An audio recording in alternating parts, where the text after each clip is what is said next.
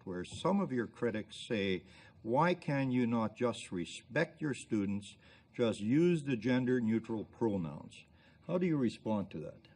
Well, first of all, I'd have to be convinced that doing so would do more good than harm, and I don't believe that. And I think I'm actually in a reasonable position to justify my claim. I think that the danger that's intrinsic to the law far outweighs whatever potential benefit it might produce, especially given that there's no hard evidence whatsoever for any benefit. I would also like to point out that the people who are promoting this legislation claim to be acting on the behalf, say, of the transgendered community, but they weren't not elected nor appointed to act as such representatives and are doing it on their own say-so. I've received many letters, at least 30 now, from transgendered individuals indicating that they are not in accordance with the claims of these so-called representatives to be representing, or with the intent of the legislation, which has actually made them more visible rather than less visible, and the less visible is what they had preferred. With regards to respect, is that you don't meet people, generally speaking, in a mutual display of respect. You generally meet people in a mutual display of alert neutrality, which is the appropriate way to begin an interaction with someone, because respect is something that you earn as a consequence of reciprocal interactions that are dependent on something like reputation, which is also a consequence of repeated interactions. And so the notion that addressing someone by their self-defined self-identity is necessarily an indication of basic human respect for them, I think is an entirely spurious argument, especially given that there's no evidence that moving the language in a compelled manner in this direction is going to have any beneficial effect. We're supposed to assume that just because hypothetically the intent is positive, that the outcome will be positive. And any social scientist worth his or her salt knows perfectly well that that's rarely the case. So, Dr. Brown, you've talked about non-monetary orders that could include sanctions, like orders to undertake sensitivity and anti-bias training. Well, I have a profound objection to undergoing such training. In fact, I would flatly refuse under all conditions to undergo it. And the reason, there's multiple reasons for that. The first reason is that the science surrounding the so-called charge of implicit bias that's associated with perception is by no means settled to such a degree that one of the three people who designed the most commonly used measure, which is the implicit association test, has detached himself from the other two researchers on the grounds that the use of the test has far transcended its scientific validity and reliability. It's nowhere near valid or reliable enough to be used in the manner that it's been using.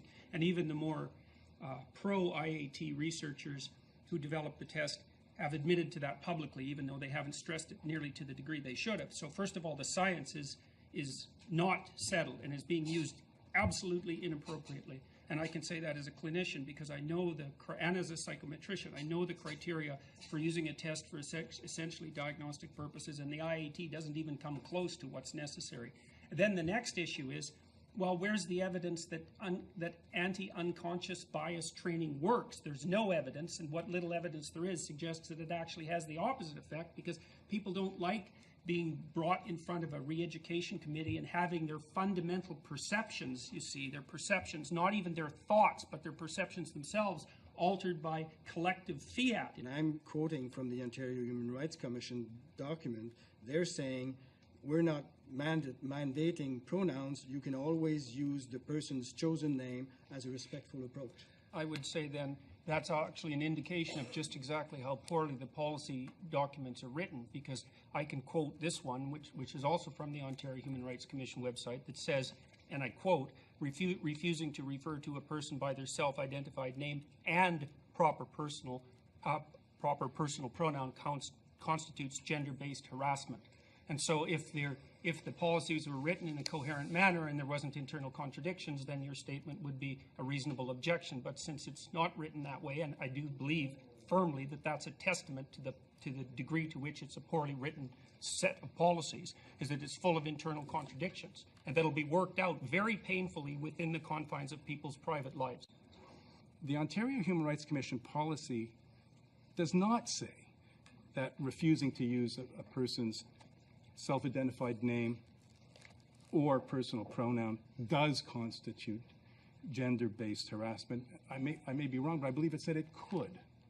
And I think that's a real difference. If I turn to you and say, look, please call me they, because that's how I see myself now, because it's hurtful for you to call me sir or miss, whatever it would be, but you refuse.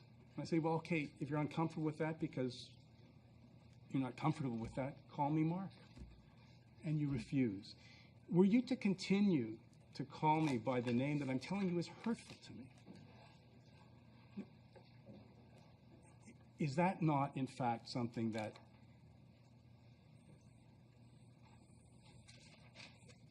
that the law can properly address? You are knowingly hurting me.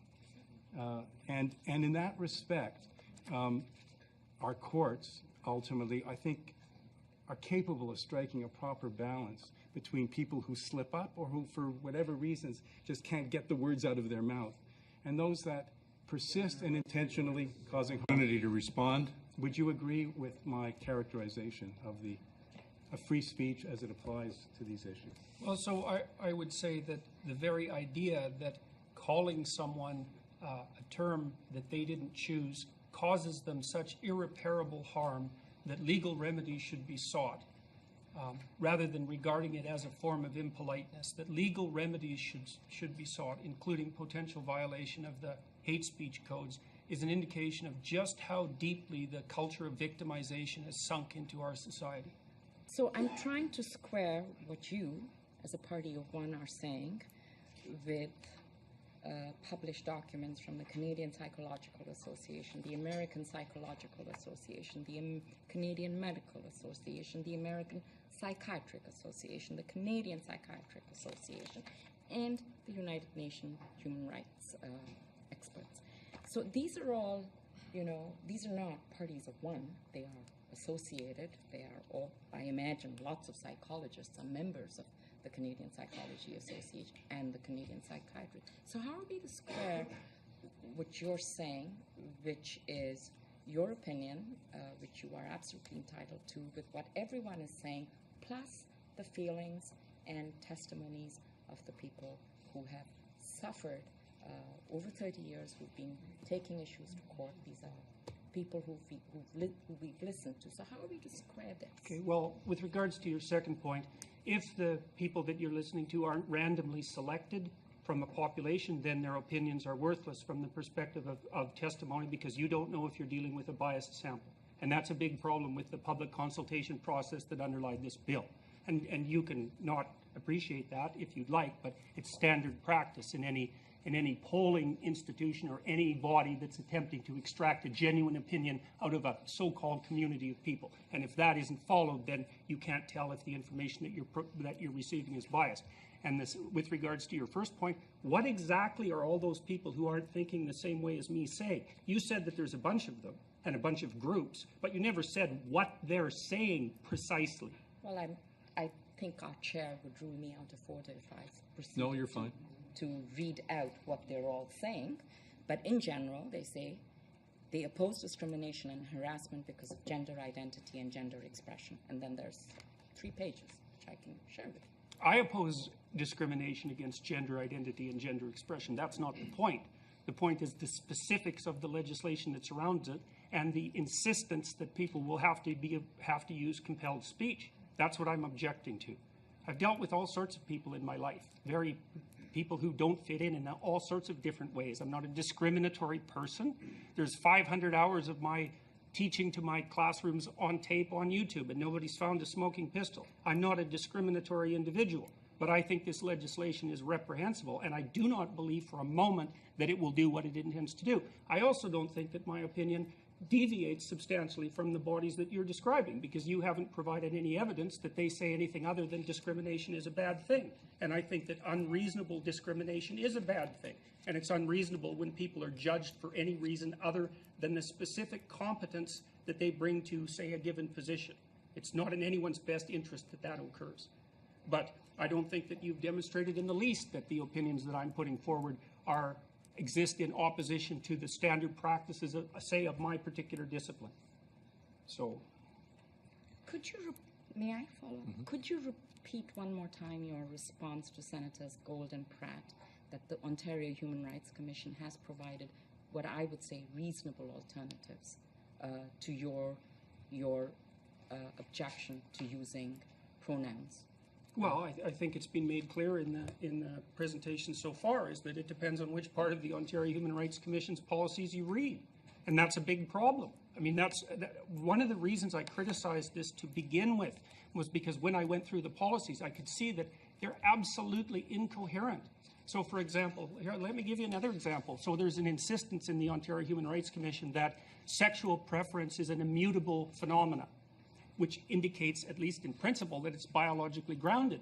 But by the same token, in exactly the same policies, they presume that sexual identity, and gender expression are entirely independent. It's like, sorry guys, you can't have both of those because one's A and one's not A, and you can't put those together. And like, there's endless numbers of places in the policy surrounding Bill C-16 that are characterized by that kind of logical incoherency. And I mean, what's it going to do to people who are transgender, who are making the claim that they were, say, born that way at birth, which is a strong claim? That's a biological claim. It indicates that there's a direct causal connection between some biological phenomena and the expression of a particular identity. It's actually the strongest defense that people who have, let's call them non-standard sexual identities or gender identities, have to defend their claims. Are there studies or statistics about the consequences that this bill would have on those people? Would this bill save as many lives and help as many people as it says? Well, in principle, we would have that information if the policies that have already been introduced by the provincial governments were assessed properly. But as far as I know, there's been no studies indicating that the introduction of this legislation specifically has done anything to modify the unfortunate rates of suicide, depression, anxiety, and so forth that are characteristic, well, you could say often of marginalized groups, but that's a bit of an overstatement. So no, I don't, that was part of my original claim, is that there's no evidence that this sort of legal redress, let's say, is going to produce any of the positive consequences that are intended. And I do believe that by making the issue, let's say, painfully visible, that's one way of thinking about it, it's actually had the opposite effect.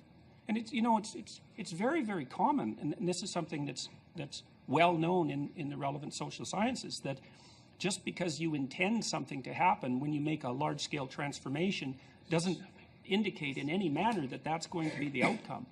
I mean, it would be lovely if things were that simple. And I mean, the best social scientists always insist that you build an outcome analysis into any broad-scale, what would you call, social intervention, because there's a good chance it'll backfire. There's a high chance it'll backfire. So it's all presupposition.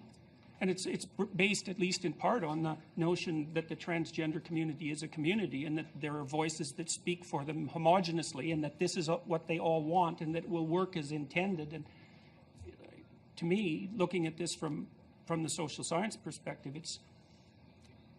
there's nothing about it that's credible.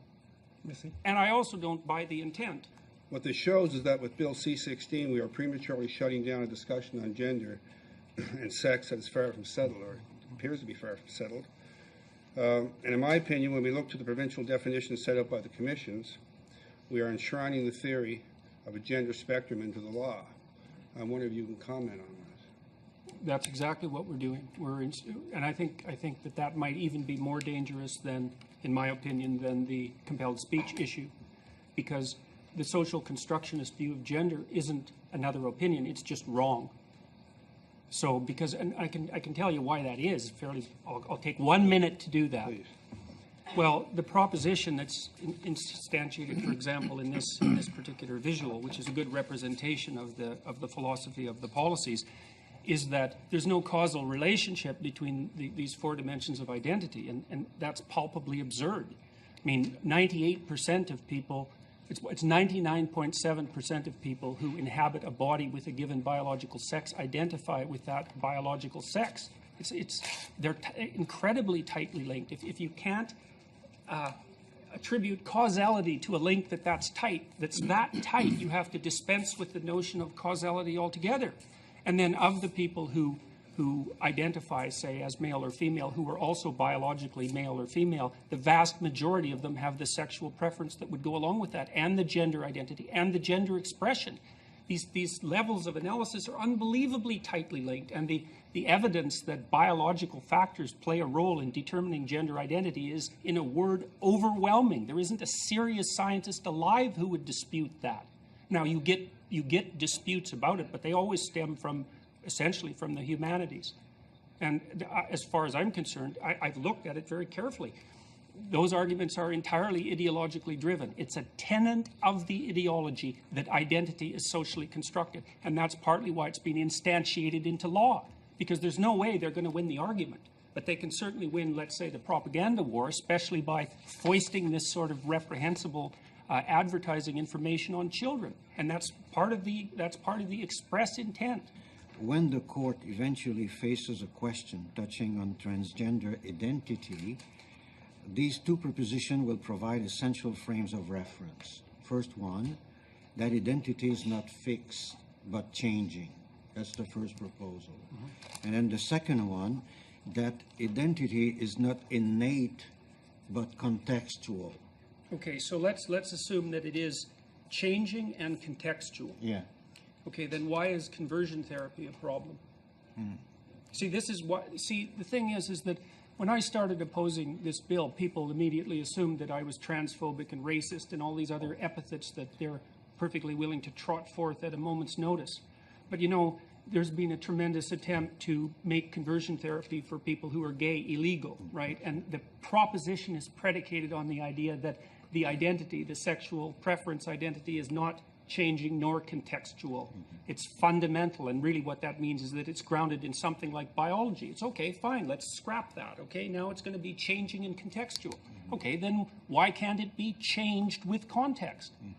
And so this is part of the problem with the policies, is they're so incoherent that they're going to work against the people that they're designed to protect. Now, people have a hard time believing I care about that, but you know, the fact that I've been called things doesn't mean that that's what I am. So, you know, a lot of people who have, let's call it a non-standard identity, the tightest argument they have for public acceptance of that identity is that it's powerfully constrained by biological processes that are beyond their voluntary control. So instantiate this view of humanity, the social constructionist view of humanity, and you can wave those claims goodbye, because they're completely, they are at complete odds with the social constructionist viewpoint. And I think that's a big mistake. And I really do believe that that will backfire hard against the people who this legislation is designed to protect. If it's mutable, changeable, only subjective and transformable on a whim, then why should anyone have any respect for it?